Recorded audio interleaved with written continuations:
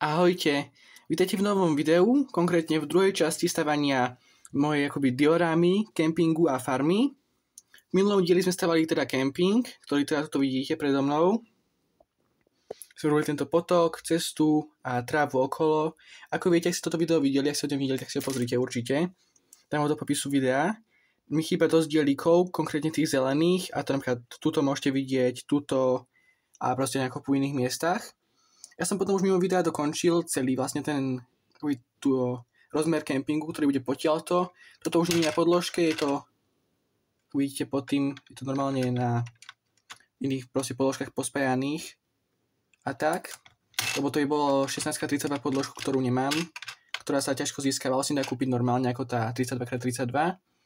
Tu sú dva miesta pre karavány, ako vidíte, jeden tam už mám, druhý ešte nemám, ale si plánujem kúpiť ten set. Ako viete, ten červený karaván, čo je teraz celkom nový, z tohto roku je to set. Takže ten si niekedy plánujem kúpiť, ale zatiaľ teda tento jeden a myslím, že mi to zatiaľ aj stačí. A v tomto dieli môj plán je, že dokončiť ten kemping, aspoň ako sa dá, že to znamená, že tam dať trávu, detaily, rastliny, figurky, vozidlá a tak ďalej, aspoň aby to vyzeralo nejako pekne. A potom tu vidíte túto farmu a s ňou robiť to isté, čo aj s kempingom, takže tam urobiť potok, ktorý bude tuto na kraji, trávu, cestu. Neviem, koľko mi vystačí dielikov na to, lebo tam vidíte, sú všetky moje dieliky. Modrých budem mať určite dosť, to viem, ale tých hnedých a zelených neviem. Ale farmu teraz nerobíme celú, lebo je to v mojom pláne. Tuto bude ešte jedna podložka 16x32, teda nebude to podložka, ale proste rozmer podložky, v ktorej bude diera, ako vidíte s tým smajlíkom, aby sa tam dali aj tieto rúry, ktoré tam teda musia byť a sú cez policu idú.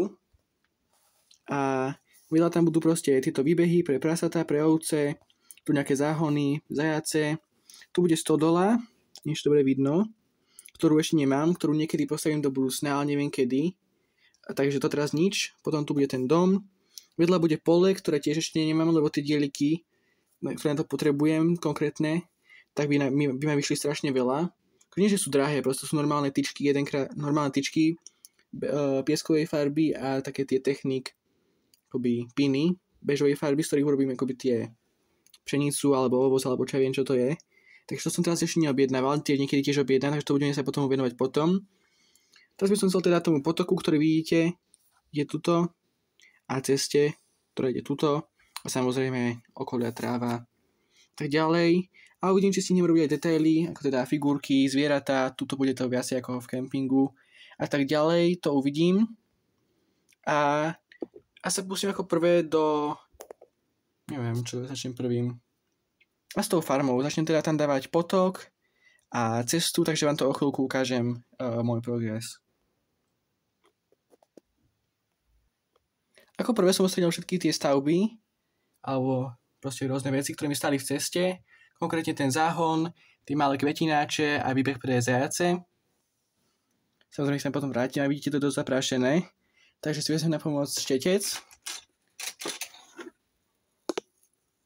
A oprášim to. A potom začnem s tou stavbou potoka. Oveľa lepšie. Tak, mám začiatok urobený teda. Vidíte to proste rovná čiara modrých 4x4 podložiek. Tak to samozrejme nezostane. Ich pomocou týchto dielikov to uhľadím, aby sa vyzeralo nejako takto. Nepravidelne. Ale zatiaľ ešte to nechám takto. K tomu sa dostanem až potom, keď robím cestu. A niekde som chcel ešte robiť také jazierko malé, asi niekde, kde sú tieto prasatá. Tak ale to potom premyslím, keď tú cestu postavím. Takže idem sa do toho vrhnúť a uvidím, koľko toho postavím s pomocou týchto dielikov.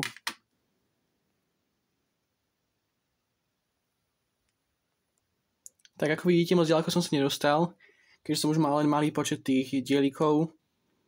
Tu je proste cesta normálna a smerom ku domčeku. Že mali som ešte nejaké dieliky, na tomto prístrežku na streche sú nejaké, alebo aj tuto, ale tak nechcem si ďalej brať, lebo by som nemal ako nahradiť, takže nevadí. Ešte cesta je trocha širšia ako tá v kempingu, aby tento traktor mohol po nej prejsť, ktorý je dosť široký. Vidíte?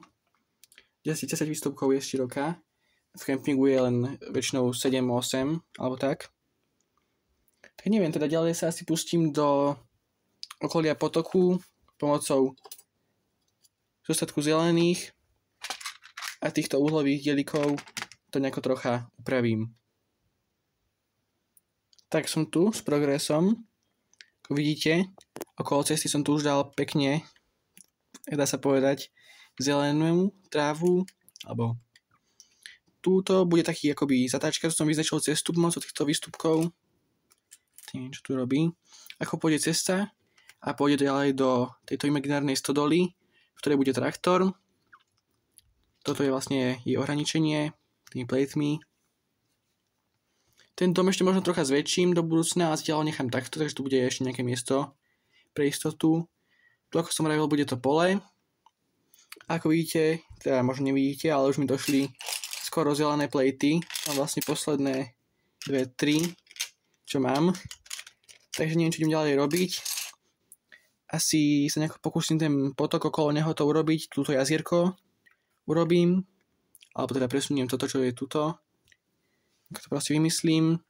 A to bude asi koniec updateu farmy a presunieme sa potom do toho kempingu. Ale to až potom, takže idem sa teraz pokúsiť ešte niečo postaviť tuto.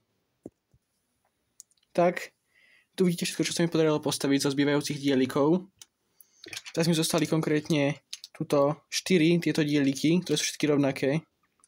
Všetky do jedného uhlu. Ešte tu je jeden. Ktorý mi netreba, trebalo mi skôr ten druhý dielik. Ale nevadí, no. Teraz zelených mi už moc nezostalo.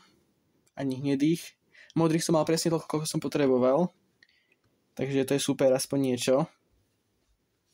A tu vidíte teda všetko, čo mi zostalo. Všetky rôzne stavby, figurky, zvieratá, rastliny, všetko možné. A už mi do tej farmy fakt nechce teraz stavať detaily ani nič, lebo v takom akom stave tam moc nebude pekné detaily.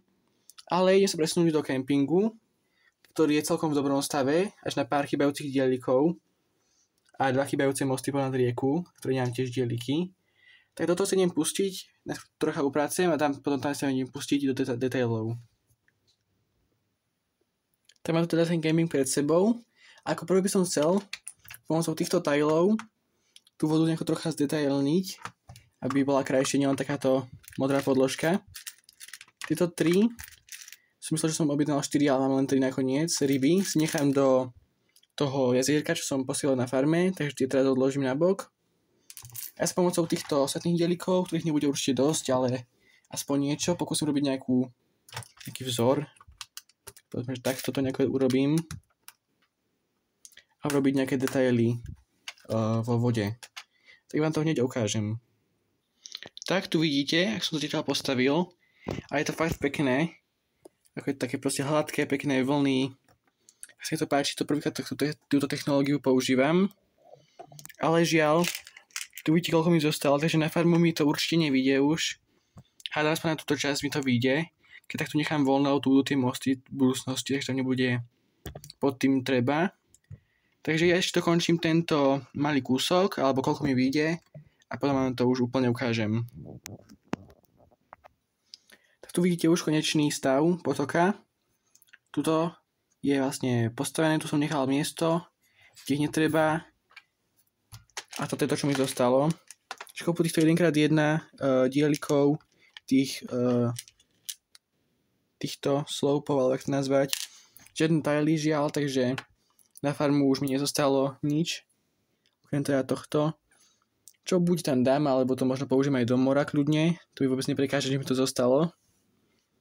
A teraz čo ďalej? Asi som myslel, že by som už nechal na dneska to tak. Možno ešte niečo postavím mimo videa, lebo to video už je dosť dlhé. Alebo proste tie ostatné detaily dokončím v ďalšom videu. Tak to je už teda koniec tohto videa. Ak sa vám páčilo, dajte like, dajte odber. Ďakujem, že ste dopozerali až do konca a vidíme sa na budúce. Bye!